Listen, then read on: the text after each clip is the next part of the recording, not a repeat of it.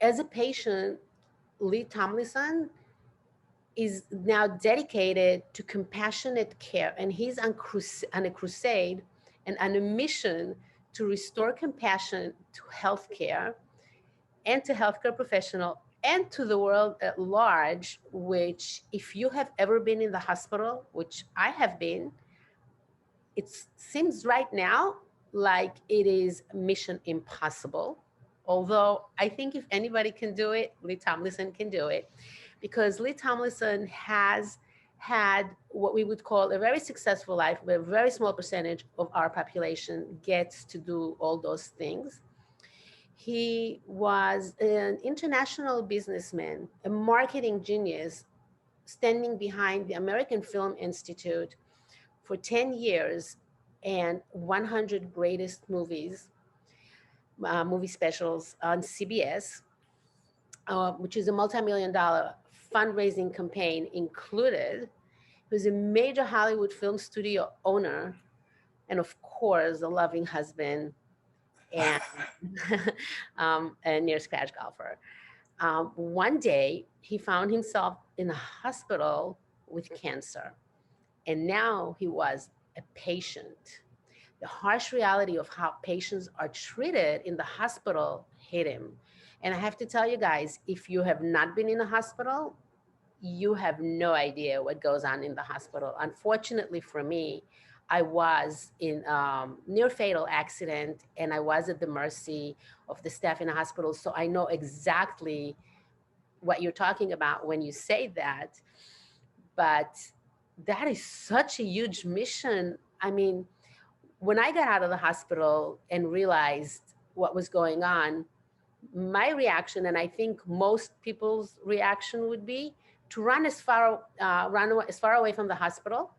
And for me, I did everything the doctors told me to do. I did the opposite, because I figured if they're going to treat me like this, if I do the opposite, I'll probably survive, which worked for me. But to take on a mission like that, Lee, I I so admire you. You are definitely of the 20%, maybe even 10%, or maybe 5% of the people would even dare. So, first of all, welcome to TP Talk. I'm so glad that you decided to join us, Lee.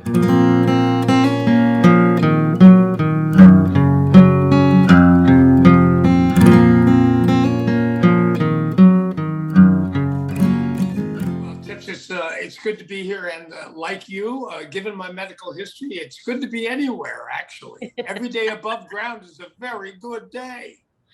And you really appreciate it after you've been through the mill. Oh, I have. Well, let's be clear. I've had a life full of hospitalizations. I have an addiction to adrenaline, so I've been hospitalized in 6 different countries, broken over a dozen bones, had my thumb pulled off, had skin grafts, bone grafts, more infections and diseases than I can even remember. So I've been in and out of the hospital a lot in my lifetime, and frankly, I'm still alive because of the competency and compassion of my medical experts around the world, until I got cancer and then found myself in the hospital at the very end of my treatment, when I was as miserable and in as great a pain as you could remotely imagine, being treated for advanced throat cancer. And when I was in that hospital, I was treated like a piece of meat. I was the aging white male in 2212. And literally, it was like I didn't exist. I got no kindness, no caring, no compassion, no humanity whatsoever. And since I had put my life in their hands, if they thought I wasn't worth simple human kindness, I figured I must be not worth living and decided to end my life. And I would have done that if it hadn't been for an incredibly kind, caring, and loving interaction the day after I got out of the hospital with a doctor friend of mine who came to visit, who heard my story from the hospital, literally started to weep, put his hand on my arm, and deeply apologized for the compassion he said I had not received while I was in that hospital. And he said, "You know, Lee, it's getting worse." He said 50% of Americans today get zero compassion, and it's absolutely critical to the best outcomes. He said, rather than doing yourself in, how about this? How about you fight and live? And if you're successful and you get through this cancer, he said, how about you spend your life trying to remind healthcare professionals of the absolute necessity of providing their patients with compassion and the equally important necessity of providing themselves with compassion so that when they deal with us patients, they're healthy enough to give it to us. And that's what I've been doing, because I don't want anybody in the world to experience what I experienced in that hospital at my lowest point. And so you took to the road, you put on a hospital gown, Yes, and yes. you do a presentation, which it has to be humor, compassion, urgency, encouragement, call to action. So now you actually have become an actor on a stage. Well, it's so, yes, when I first began this mission, you understand, I was at the end of a grueling, extraordinarily excruciating treatment for cancer, then the infection, which is what I was hospitalized for. I had to learn how, I was so damaged by the radiation to my throat. I had to learn to swallow and speak again. Wow. So this doctor friend said, well, start a movement. Well, that sounded like a good idea, but I'd never started a movement. So what I started to do, I was very lucky, was I started to be invited to address groups of medical professionals, doctors, nurses, administrators, you name it. And so since then, which is about 6 years ago, I've done over 200 keynotes. I've been honored to address over 200 audiences around the world. And I figured one way to get their attention, since I'm not a doctor, I'm not a nurse, I'm a perpetual patient, is to walk out in a hospital gown and feel and give the feeling to those people in the audience.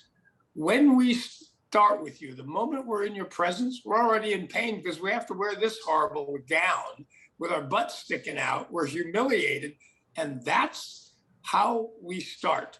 And it gets their attention and it absolutely serves the purpose. So again, I've been 200 stages with this gown.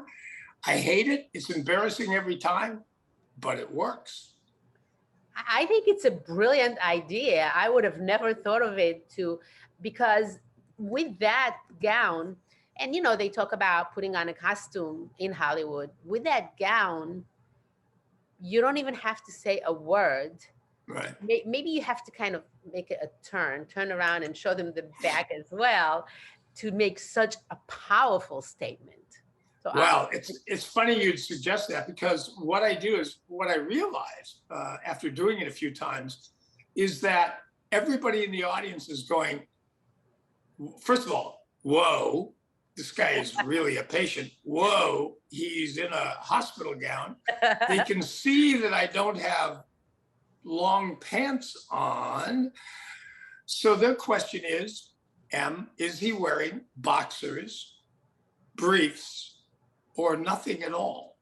So I start the conversation when I walk out by saying, all right, raise your hand if you think I'm wearing boxers. People raise their hand. Raise your hand if you think I'm wearing briefs. Raise your hand. And then it's, okay, a lot of you didn't raise your hand. Does that mean you think maybe I'm going commando here? And everybody raises their hand. And I said, well, here's the bad news. In the course of our conversation today, you're going to find out, because that's the crummy part about these gowns. Again, when we're in your presence, we're always afraid and embarrassed to show you our butt. So you're going to see it. You're going to figure it out by the very end. Don't worry. I would be wondering if you had just escaped from some kind of mental hospital or. Well, I got to be honest with you, even though I've done a couple of hundred keynotes around the world, I sometimes wonder if I escaped from a mental institution. But then I remember my cancer journey and all my others. No, I'm a little crazy, but I'm not nuts. No, not okay. Maybe not a mental institute. Maybe just a hospital. Yes, yes. With your hospital, I escaped. And let me tell you, when I was lying in that hospital, I cannot tell you how many times I felt like just walking out. I Me didn't care too. about the Yeah. gown or anything. Yeah. So, but it's not about me, the story. So and I can give you a lot of examples of things that happen in the hospital that would make you cry. But give me one example of something that really got to you when you were in that situation. In a positive or a negative sense? You decide. No, well, Well, let's start with well, negative. in the hospital, I mean, so there was I had a heat problem in my room. My thermostat didn't work. So I asked the nurse, could you please turn down the thermostat? And she said, well, I don't know how to do that. You have to call maintenance. Okay, so now I have 104 temperature. I have a life-threatening infection. I'm dying of cancer. Okay, I got to call I got to call maintenance. I get the guy on the phone. I said, sir, please come fix my thermostat. I am sweating profusely. I've got a fever and cancer and an infection, and I am so damn hot. I'm absolutely miserable. And he says, sir, until you stop swearing at me, I'm going to hang up. And when you get control of yourself, call me back. What? I'm paying you $10,500 a day. I use the word damn, and that is so repulsive to you that you can't manage to get past that for a patient who's dying in your hospital and paying you $10,000 a day? It was infuriating. There was the housekeeping woman that would come in every day for 10 days, clean my room, never once spoke to me, never introduced herself, just walked in and started working. I mean, I felt like I was invisible. There was when I was first admitted and got to my room, and it was very hard for me to walk. I got up, managed to make it into the bathroom, and found a foot-long black hair on the tile in the shower. Oh my God. I mean, I could go on for an hour. I have 100 stories like that. I was just going to say, I asked you for one example, and I'm sure you have 1,000. But the staff, and I have to say before we talk about the staff and the nurses and the doctors, that there are some nurses and doctors. I don't know if it's 20% of them or 1%. I have had the very rare occasion when there was a good, compassionate doctor that acts the way a doctor should. I have, like your friend, Yes. but not the majority. The majority of them are really Dr. Frankenstein. Well, I'm fortunate to have not had that many experiences like that. This hospital it was so astounding to me because through my whole lifetime, everybody that I met was, whether it's doctors or nurses or accounts receivable, were all incredibly kind, caring, and thoughtful. So this was just shocking to me. And that's why it had such a negative impact, is because I was at the very end of my rope, physically, mentally, emotionally, spiritually, financially, romantically, and I'm dying, and now they treat me like this. So let me make it very clear. I love my doctors, nurses, and everybody else. They have saved my life on more occasions than I can remember. It was just in this hospital, it was a confluence of a lot of different factors. And what I learned since is this. My first reaction was, I got to get these people out of healthcare. I don't want them to do this to anybody else. They're all horrible people. No, they're not. They're actually, the majority of them, incredibly loving, kind, compassionate, thoughtful people. But the 60% of them at any given moment, it's much higher now with COVID, are burned out because they give too much and they don't take care of themselves. All they want to do is take care of everybody else, and they let themselves get into a box and burn out, and they're miserable. And when you're miserable and you're burned out, you are unable to be compassionate. So when my book says Compassion Heals, from self-care to healthcare, my message to all of those healthcare professionals and human beings is take care of yourself first. Make sure you're healthy. If you want to give us the compassion we absolutely need for the best outcome, you must be very clear that what your hurt is, what your pain is, and never take it out on your patients. Simple. Not easy, but simple. and it's not just that it's not easy, because I've spent a lot of time in the hospital the last few years. My mother was very sick. They're Mine getting, too. they're getting now to the point where they actually would assign one nurse to such a vast amount of patients that are literally Correct. dying, that Correct. no matter how much they try to take care of themselves and no matter how great they are as a person, it's virtually impossible to be in 10 places at one time. And I'm saying 10, and I I'm agree. generous with 10. I think it's even more than that. And that's just the nurses, and the doctors are getting way more patients that they can have, especially in ER. So even if you take the nicest person in the world who has to deal with that every day over and over again, a thankless job, it's going to give on the patients. The patients are going to suffer. Well, we're both suffering. All of us are suffering. And, however, when you're in healthcare, your job is to treat, cure, and comfort your patients according to Hippocrates, the Hippocratic Oath. And so, treating and curing, that's an intellectual experience. Comforting is different. Comfort is not what you do to someone, it's how you do what you do. And it comes from the Latin word to strengthen greatly. Comfortare is the Latin word for comfort, treat, cure, and comfort. It means providing emotional support, strength and hope, consolation in times of loss, and encouragement in difficult circumstances. So, in order to be able, and that just takes a minute. I mean, my conversation with that doctor took all of 3 minutes, maybe 5. So, it's not about length of time, it's about being fully present. And if your burnout rate is 60%, you can't be present. So, there's 2 reasons for that high number of burnout. One is, healthcare workers are lovers, they're givers, they put themselves last. Not a good practice. Secondly, is the institutions in which they work don't value their self-care enough to support it. So the institutions they work in need to create a compassionate environment for their people to work in so they can stay healthy enough to be able to be competent and equally compassionate when they treat us. That's a big problem.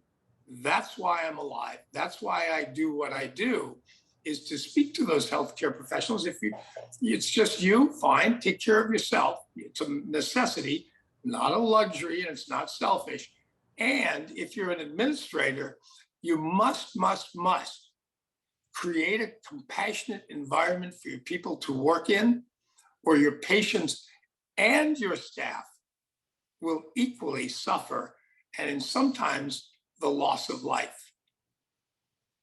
I have to say, you're very brave to take that on, but somebody's got to do it. So I guess you're the right person to do it. But it's a huge mission. And like I said, I'll say it again, it seems like mission impossible, but probably you're the only one that could do it. So I really Well, appreciate what you're doing. thank you. I don't want anybody to experience what I did. I don't want the healthcare workers who are so brave to do who wants to be a nurse or a doctor? I mean, give me a break. And you're in a hospital and people are dying and pain. And so, I mean, do that every day.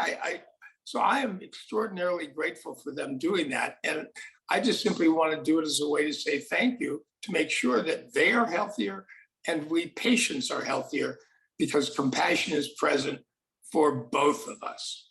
Get better. My job is not to make them do anything. It's to deeply express my appreciation for the work they do and hopefully remind and inspire them that compassion for their patients is critical to their recovery, COVID or otherwise, and so is their own health. So both of those are equally important. And if they're not healthy, they can't help us. If they had COVID, would they go to the hospital and work? No. Well, if they're burned out and they can't be compassionate, which is a critical element of our treatment, they shouldn't be working either. Or they need to solve or cure that pain they're feeling so that they can be alert, be attentive, and be compassionate. That's my job, is to remind them of that. and hopefully inspire them to do it. So you just made me realize something, that What's it's that? really not the doctors and the nurses that are the big problem. It's the system that they work under. I know that every time a company hires a person, they give them a training where they teach them corporate policies, how to relate to different things. The corporation sets the mode on how the employees treat the public. And in Correct. this setting, it's the doctors and the nurses that the training that they get on how to treat patients is less than nothing. And that's probably what the problem is. It's the system, it's not the individual. You just made me realize that, because being in the hospital, I Yep. also, your experience is different if you're in the hospital on a private insurance or on a medical, government medical insurance. It's still different treatments, and you get different, a little bit different staff and a little bit different attitudes. But overall, it really, you could be a billionaire and be in a private room. You're still going to have to hire your own advocates and your own nurses if you really want the hospital to relate to you. But so I think I'm getting clearer. Your mission here, your message is to the staff, not to the patients. Correct. Absolutely correct. Although I do speak to patients, what they call cancer survivor groups, celebrations of life. But you're absolutely right. My message is to those healthcare professionals who are suffering in their workplace and in their suffering, leaving themselves vulnerable to burnout, at which point they can't be both competent and compassionate. When they're burned out, they make more medical errors and they're unable to be compassionate. How would you like to be treated by somebody like that? And the institution in which they worked doesn't help them solve those two problems. Right. There needs to be a commitment by that organization to say, we need you to stay healthy so you can help our patients get healthy. What do we need to do that? Is it dietary? Is it exercise? Is it rest? Is it relaxation? Is it time off? Is it less out? Whatever it is. Too many institutions these days are valuing money more than human life. That's not okay. We have to realize that people in the healthcare industry are dealing with the injured, dying, and their families, and have to be, again, competent. That's why you get certified, and compassionate. And it needs to be a corporate value that is measured, that is trained, that is reminded every single day. And that's what I'm advocating for. And I think we're making progress. Yeah, you think that we're actually making progress? That it's I going. do. I do. I do. And you know what? All I can do is impact one person at a time. And then they impact. It's the same way with compassion. When you're kind with someone, it's statistically proven that they're likely to pass it along. So doing a simple, kind act to someone will have a lot of impact moving forward. So all the best I can do is, if I speak to 1,000 people in an audience at a healthcare conference, some of those people will go, wow, I am burned out. I need to take better care of myself. Some will say, wow, my department, we don't take very good care of our staff. I need to be more compassionate with them. Some of them will say, yeah, this guy's nuts. All right, those people go with God. The rest of them, though, is they can make a difference with their patients, themselves, their colleagues, and their institution as soon as they get back in touch with that loving human being that they were when they first got into medicine. That's my job, is to reconnect them with the human that began their career, that was kind, caring, and loving, and healthy, and able to be kind, caring, and compassionate. Wow, powerful, very powerful. So Thank you. I told you before that my answer was dramatically different than yours, by totally distrusting everything that the doctors and nurses told me to do. Some of them were very kind, but when I got to the point, when you get treated that way, um, you kind of feel, okay, these people are treating me so badly. How can I trust anything they say? I agree.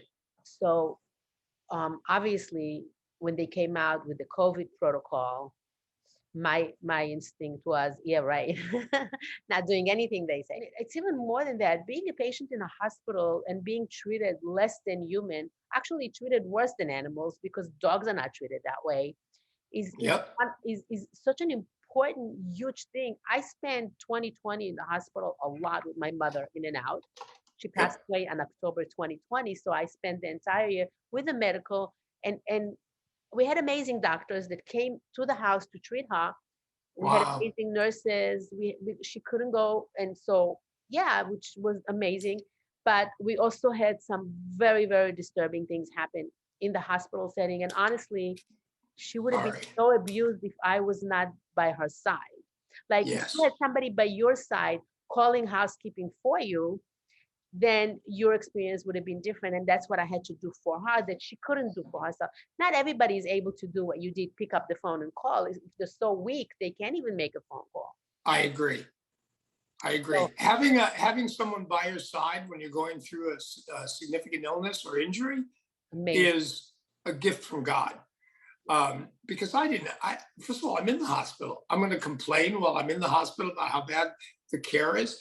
That's crazy. Not It's gonna going to help get you much. worse. Yeah. People are going to punish me for Yeah. speaking up, And or you that's my fear. That's my fear. no, but you will be Um, punished because why would I want to come and help you if you're gonna complain about me? right. I'm gonna Right. feel, yeah, I might as well go to the other patient who says nothing and I can do what I want. That Yeah. definitely is there. Me advocating for my mother got me to the point where I almost got kicked out of 2 hospitals because I demanded that they feed her. They wouldn't give her food. That's just a basic human need.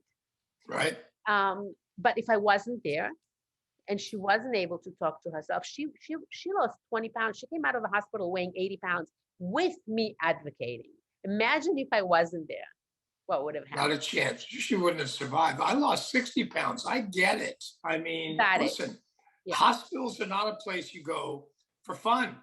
You don't Yeah. even go to hospitals to heal. I mean, that's what they're supposed to be. But like, look, when I needed stitches, nobody else could have saved my life and gave me stitches. Yeah. When every bone in my body was broken, they scooped me out of the gutter and took me to the hospital.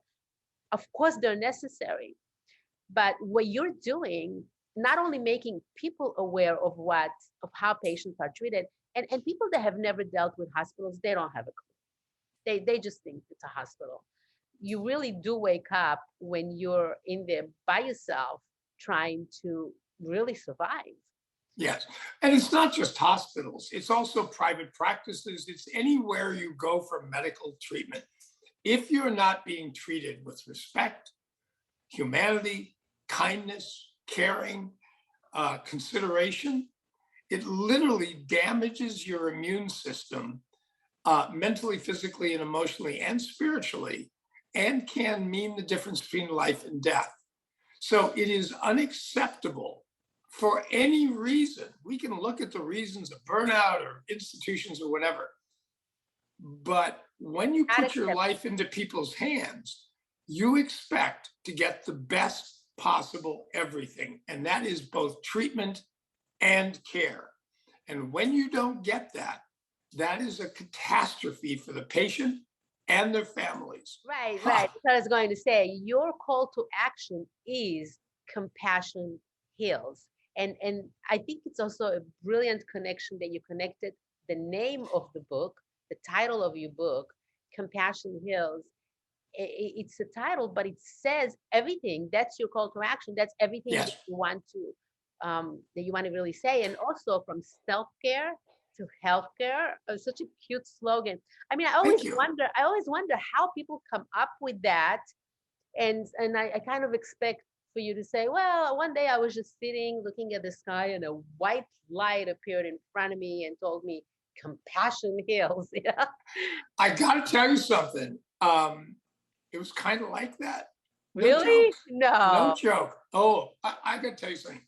First of all, writing a book about my cancer experience, good, bad, and ugly, was on one hand excruciatingly painful to relive those memories. On the other hand, it was very freeing. It helped me release all of that rage and anger at God and the universe and the medical professionals. I mean, when I was clear I wasn't going to die, all I was angry. So, I mean, it's, being that sick is a full-time job, mentally, physically, emotionally, spiritually. And, it's very hard to get through it without healthcare professionals who are on the same page.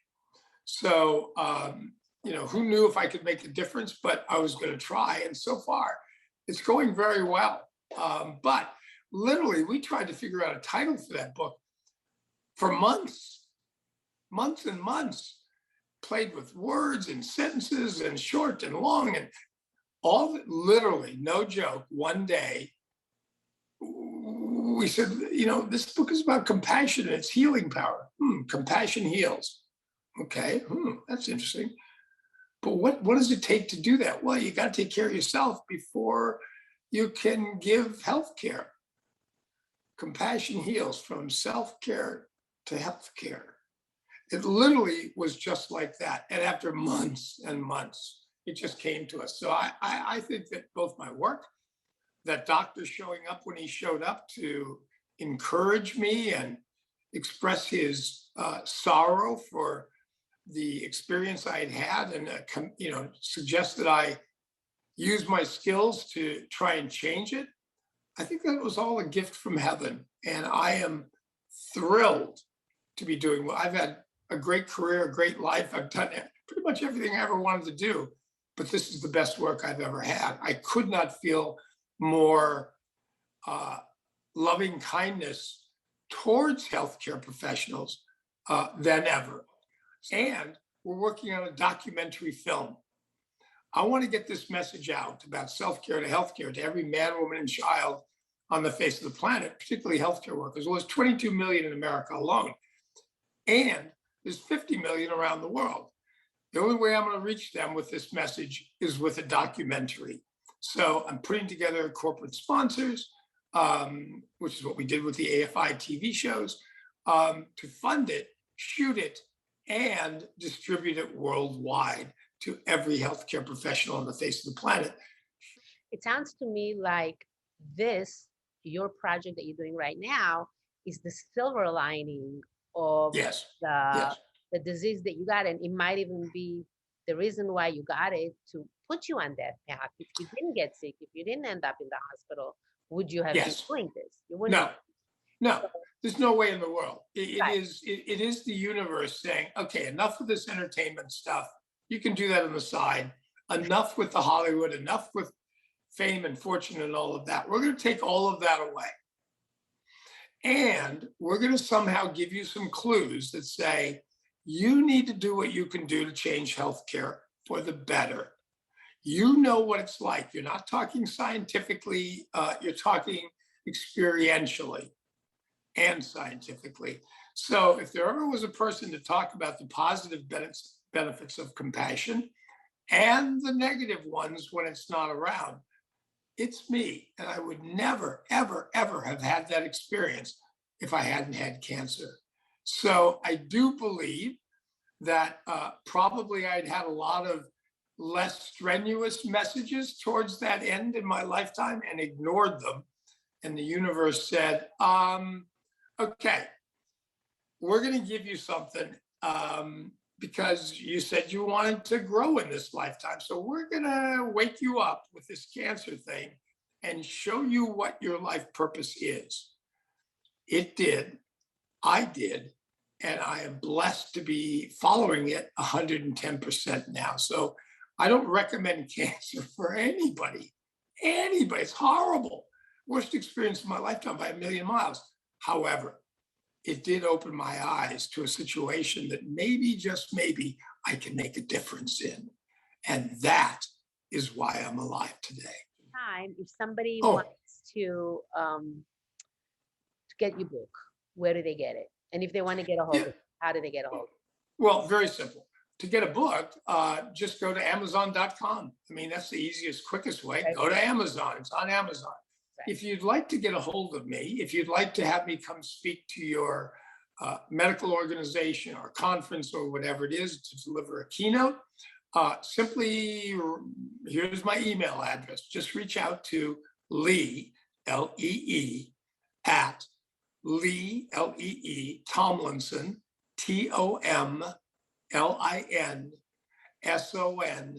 TomlinSon.com. That's Lee at LeeTomlinson.com. And let's talk about it. Let's see how I can help. I'm delighted to do it and alive and around to be able to do it. So let me help. And thank you so much for doing it. We definitely appreciate it, and we appreciate you putting so much energy. And it looks to me like you're doing it with a lot of joy. So that's even Yes, more appreciated. The more you're doing it in a very compassionate way yourself. So basically, you I set hope so. but it seems that way by the way you're talking. So you're setting the Thank you. example of what you're asking for others to do, which is very Yes, important. Like don't do as I say, do as I do, makes it so much more powerful. I couldn't agree more. And listen, let's be very clear. You know, I'm not Mahatma Gandhi. I'm No, not Sister Teresa. You know, but I'm doing the best I can. I'm not perfect by a million miles. Do I have moments when I'm uncompassionate? Absolutely. Less than ever, but sure, I still have them. But again, it's simply trying to say to people, look, you want to feel better, happier in life? Be kind. You want to see other people happier? Be kind. It's that simple. We give a challenge in my talks called the Compassion Heals Challenge. And here's what it is. Don't just talk about it. You want to change the world? Commit to doing something. Commit to consciously, intentionally giving one single kind act per day for the next week. 7 kind acts. That's it. Do that. That will have a ripple effect. But you can't just sit around and piss and moan, oh, the world's this and the world sucks. And everything sucks. You can either sit and complain or you can do something. And if you wonder whether or not you have the power to actually do something that can make a difference, let me end with a quick story. There's a fellow who wrote a suicide note. I can relate to that. Wrote a suicide note and said, I'm going to walk to the bridge and I'm going to jump off unless I make eye contact with one single person. They found him floating in the San Francisco Bay. He walked all the way to the bridge and never made eye contact with one single human being. If one person had glanced in his direction and given him a smile or simply a nod, he'd be alive today. So if you think that a simple, kind act doesn't make any difference, you're wrong. It may not save a life every single time, but it will absolutely improve the health, mental, physical, and emotional health of that person in that moment, and maybe for moments or years to come. So 7 days, 7 kind acts. Do something to relieve the suffering in the world by being kind to friends, neighbors, strangers, or yourself. You choose. absolutely. And it could be something really, really small. I'll give you an example of something that happened to me yesterday, which does not happen very often. I was walking on the sand and my feet were all sandy and I wanted to get into my car. So I'm looking for a place to rinse it off. So some random person was standing there. And I said, excuse me, do you know where I can get water to rinse my feet? The guy literally walked to his car, brought out a big bottle of drinking water that he probably was saving for himself and said, Wow. use my water, which I did. Wow. Uh, Wow. and then Wow. and then I said to him, that's amazing. I definitely did not expect that. And you must be very special. The guy literally had tears in his eyes. He goes, please give me a hug. It was just Oh, it was such I'm in a love. surreal experience. And it does not happen very often. And I think I smiled and I asked him very kindly if he knew where I can get water. Um, and it triggered something. You never know. Well, I don't know what he's been through, you know? I promise you, he has pain too. Those tears and that need for a hug, that's his pain. He's not feeling connected. He's not feeling, that bond that we are Humanity genetically to another formed to have. Exactly. And here you are trying to wash your feet, and he's giving you distilled water from he's a jug. drinking water. God, yeah. I mean, that's the literal definition of compassion. And look at how he felt when he gave it to you and you expressed your gratitude. Look at how you felt and look at how your feet felt. They felt clean. My feet So were that's happiest. My feet were very, that's very happy and clean. well, and now you've told that story to me, which inspires me, and your listeners will hear that story and they'll be inspired to take action. That's what compassion does. Both of you were buoyed by the interaction. Now it's rippling out. I'm inspired by your interaction. Your listeners are inspired. They'll put more kind acts out there. So let's start a movement. Let's start a Compassion Heals movement. And let's individually say, I'm committing to making the world a better place. If I see anybody who needs their feet washed, I'm going to get them some water. Or feet washing campaign.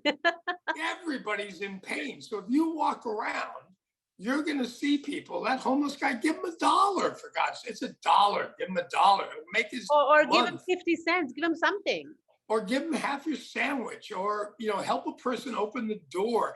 That simple connection, which says, I see you, I feel you, I feel your pain. Let me help just a little bit. Absolutely has measurable, scientifically healing benefits for both. That's the power of compassion. It's not made up. It's not wishy-washy. It is scientifically proved. We can change lives and sometimes save them, like that fellow walking to the bridge, by a simple, tiny, kind act. That's a blessing. When my mother was in the hospital and she was on her final legs, definitely in hospice, there was an opportunity for surgery, and I had to make the decision immediately. Do I give her surgery or do I not? I just wanted to make that decision. I was standing in the hallway trying to figure out what the heck to do. A nurse walked by, walked past me, turned around, came back and said, would you mind if I give you a kiss? And she gave me a hug and a kiss on the cheek. She said, I can see you're struggling with some big decisions. Oh my God. I get goosebumps telling the story. I get choked up telling the story. That's the power of compassion. It impacted my mother. It impacted me deeply. And that was 8 years ago. It's like it was yesterday. People forget what you do. They forget what you say, but they'll never forget how you make them feel. That's the power of compassion. Yeah. I'll tell you what one guy told me. People will forget everything you say. They'll never forget what they eat when you're around. Well, that's if you come from a Jewish household, and you've got some salmon and bagels and cream cheese. So that's understandable. Actually came from an Italian guy, but yeah. Same thing. Sure, same thing. You got some spaghetti, pasta, or Exactly. Life is good. I got my pasta. It's warm. It's buttery. I'm happy.